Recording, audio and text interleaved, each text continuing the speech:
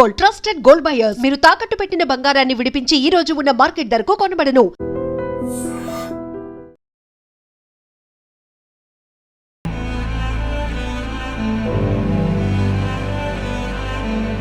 ప్రస్తుతం విజయారెడ్డి హస్బెండ్ సురేందర్ రెడ్డి గారు ఉన్నారు, మాట్లాడే ప్రయత్నం చేద్దాం. సార్, లాస్ట్ మాట మీతోని మాట్లాడింది అంటే మీరు మీ బర్త్డే 31st రోజు ఏదో సంథింగ్ అని తెలుసు. సో ఆ బిఫోర్ డేనే ఇదంతా జరిగిపోయింది సార్. మీరు మాట్లాడిన లాస్ట్ మాట 29 మాట్లాడాను. మాట్లాడింది లాస్ట్ మాట పిల్లల గురించి, ఎడ్యుకేషన్ గురించి మాట్లాడాను అంతే. అంటే ఫర్దర్ గా ఎట్లా ఏంటి అనేది అది అమ్మాయి ఐఐటి చేపియాలనే తపన ఎక్కువ, దానికోసమే మాట్లాడా. ఇద్దరు డిస్కస్ చేసి ఫైనల్ డిసిషన్ ఎగ్జామ్ గట్టి రాపిచ్చాము. 26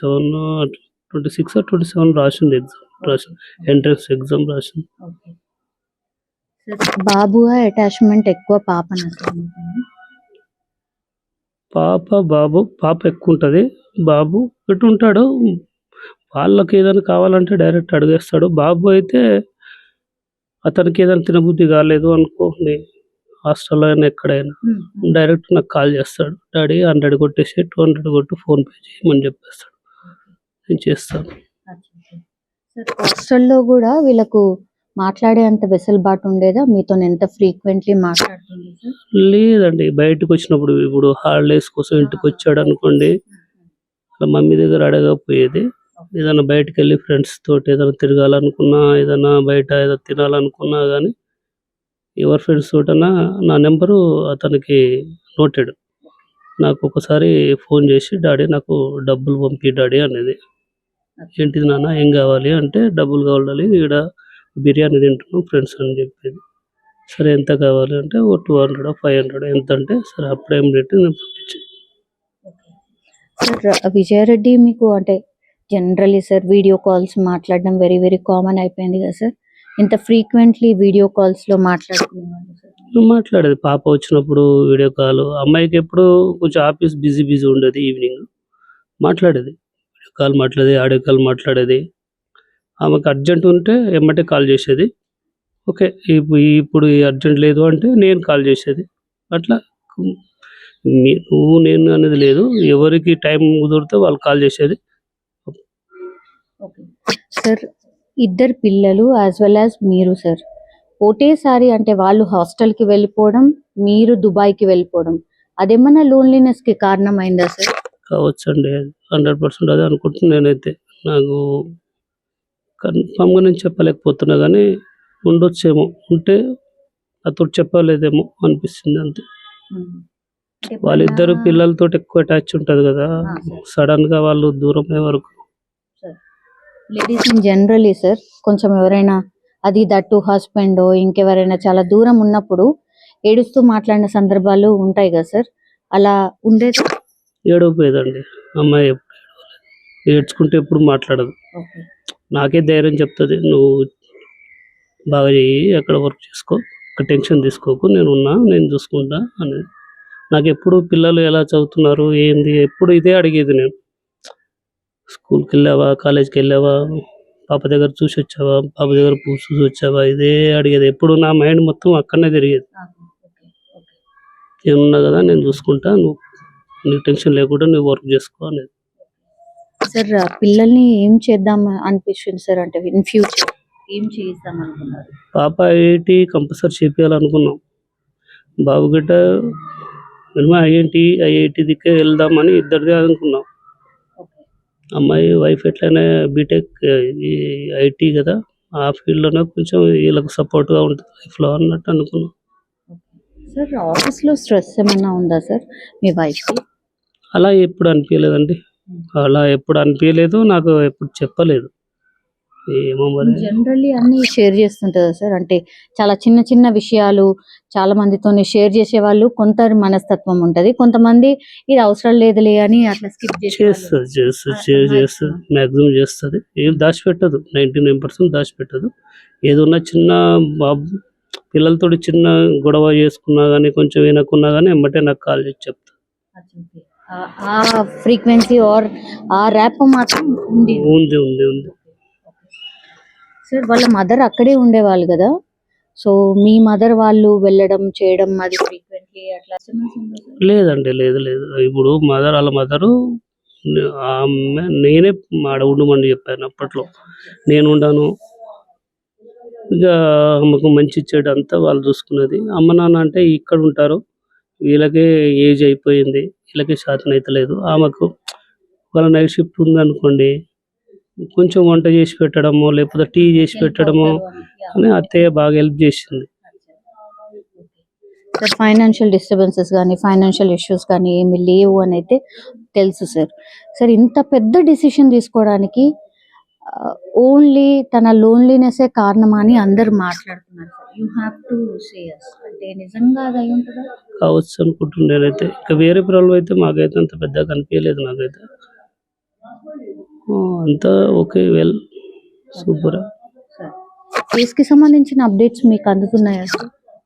అప్పుడు వచ్చారు, రైల్వే పోలీస్ వాళ్ళు వచ్చారు, అడిగారు వాళ్ళకి ఏమేం కావాలి అనుకున్నది అని అడిగి వెళ్ళి తీసుకెళ్ళారు. ఇక నాకు ఈ మైండ్ లేదు తల్లి. నాకు ఏం అంటే ఏమైతుంది అన్నది ఇంతవరకు నాకు అర్థమవుతలేదు. 1 వీక్ అవుతుంది. అసలు ఏదో తెలియని ఫీలింగ్ అనిపిస్తుంది. ఎందుకు ఈ మీ బర్త్డే రోజు తెలిసిందా? ఆ రోజు ఎవరు ఎవరు సార్? మీ మమ్మీ వాళ్ళు చెప్పారు? ఎవరు చెప్పారు? లేదండి, బొమ్మడిది చెప్పాడు, ఫోన్ చేశాడు వాళ్ళ బ్రదరు. ఫోన్ చేసి తొందర రా బావా అని అడిగాడు. సరే, నాకు అర్థం కాలేదు. మార్నింగ్ ఫోన్ చేసినప్పుడు ఏదో బర్త్డే విషయం చెప్తాడేమని నేను అనుకున్నాను. తొందరగా రమ్మంటే నాకేం అర్థం కాల. ఏంటిది అన్నాను. బావా తొందరగా వచ్చేయి బావా. మళ్ళీ గట్టిగా అడిగాను, ఏంది నీ ప్రాబ్లం ఏంది చెప్పు, ఇలా టెన్షన్ పెట్టొద్దురా అంటే, లేదు బావా శాంతి చనిపోయింది అన్నాడు. అంతే, ఒకటే వర్డ్. అప్పుడే ఇక ఆడిన కూలిపోయాను. ఒక 10 మినిట్స్ తర్వాత మళ్ళీ ఫోన్ చేసి అల్లుడు కోడలు గట్ట చనిపోయింది అని. అప్పుడు ఏం చేయాలో అర్థం కాదు. వాళ్ళిద్దరికి కూడా ఫోన్స్ ఉన్నాయా? పిల్లలిద్దరి దగ్గర కూడా లేవండి, హాస్టల్ ఉన్నప్పుడు అయ్యారు కదా, ఇంటికి వచ్చినప్పుడే మాట్లాడుతూ ఉంటారు. సార్ సూసైడ్ నోట్ తను రాసింది చూసారా సార్? నేను చూడలేదండి, చెప్పారు కానీ నేను చూడలేదు. నేను అసలు వచ్చి నుంచి నేను బయటకు వెళ్ళలేదు ఇంతవరకు. ఈ మన దాంట్లో ఇది ఉంటుంది కదా, వెళ్ళారు కదా, హౌస్ నుంచి బయటకు జరిగేది ఉండదు. సార్ మిస్టీరియస్ గా మారిపోయింది సార్. నిజంగా చిన్న క్లూ లేకుండా, అసలు ఏ ఆధారం లేకుండా ముగ్గురు ఎట్లా అనేదే సార్. మీ ఇద్దరు పిల్లలు కూడా కొంచెం మోటివేట్ చేయడము, అట్లా కాదు పప్ప ఇట్లా, అట్లా కాదు మమ్మీ ఇట్లా అని చెప్పిన సందర్భాలు ఉండే ఉంటాయి కదా సార్. అట్లా మాకెవరు చెప్పరు.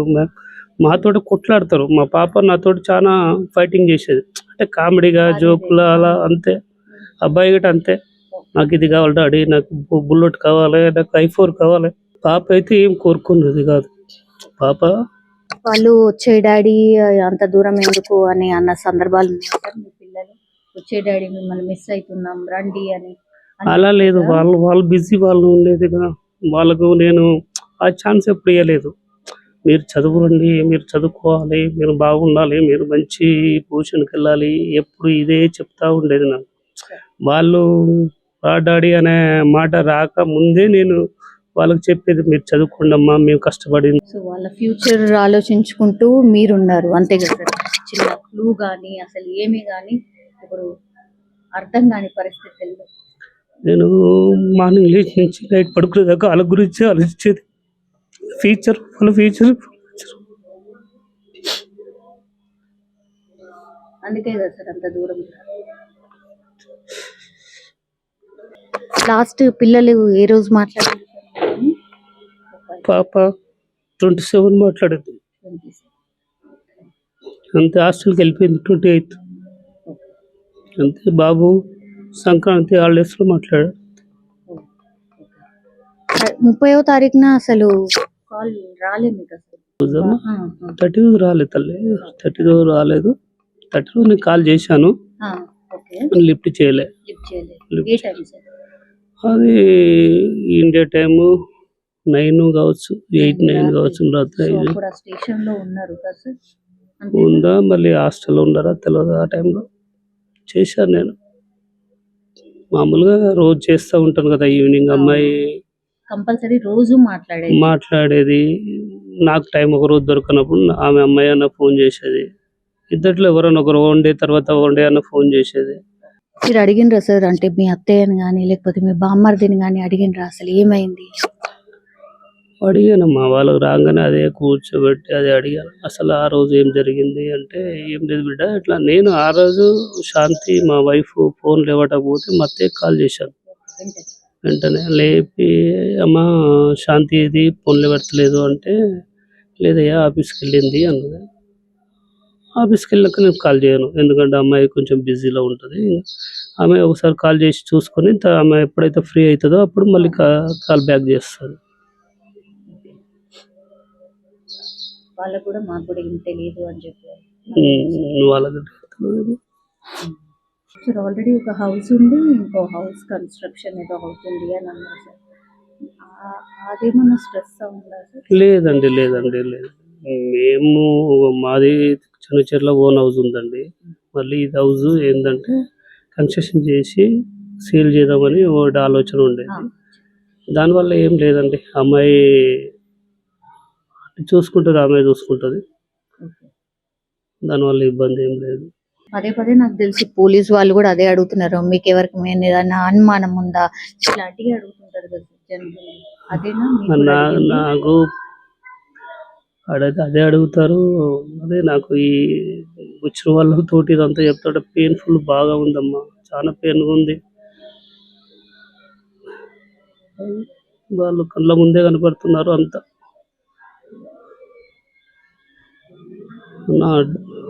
ఇలా లేరు అనే మాట నేను తట్టుకోలేదు. చూపెట్టారు వాళ్ళు వచ్చి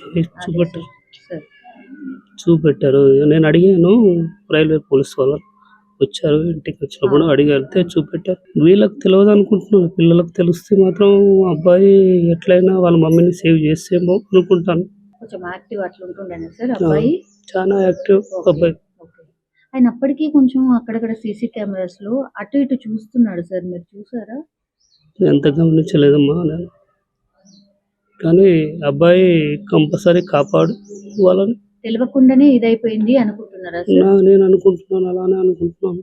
అంటే ఆల్ ఆఫ్ సడన్ ఏమీ చెప్పకుండా ఇట్లా ఇదైపోయిందేమో అని.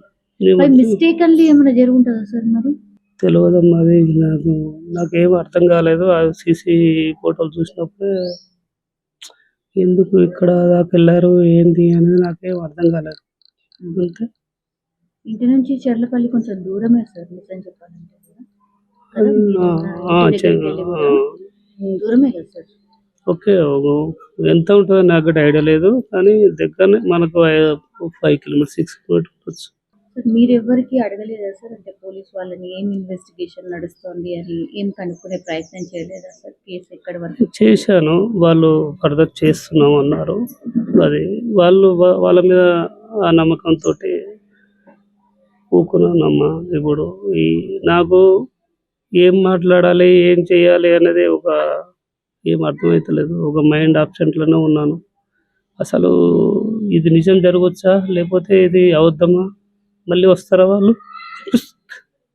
And for more videos, please subscribe to iDream. Please subscribe to iDream. Please subscribe iDream. And please subscribe to iDream. For more videos, subscribe to iDream. please like, share and subscribe to the channel. Congratulations, iDream. Subscribe to iDream. Subscribe to iDream. So subscribe to iDream Media. iDream ki iDream team andarki huge congratulations. Please subscribe iDream Media. Please subscribe to iDream. Subscribe iDream. Please subscribe to iDream. iDream అంటే నా కళల ఛానల్ను subscribe చేసుకున్న నోరు తిరుగుతలేదు, మీరైతే గంట గుర్తు కొట్టండి. For more such videos, please subscribe to iDream.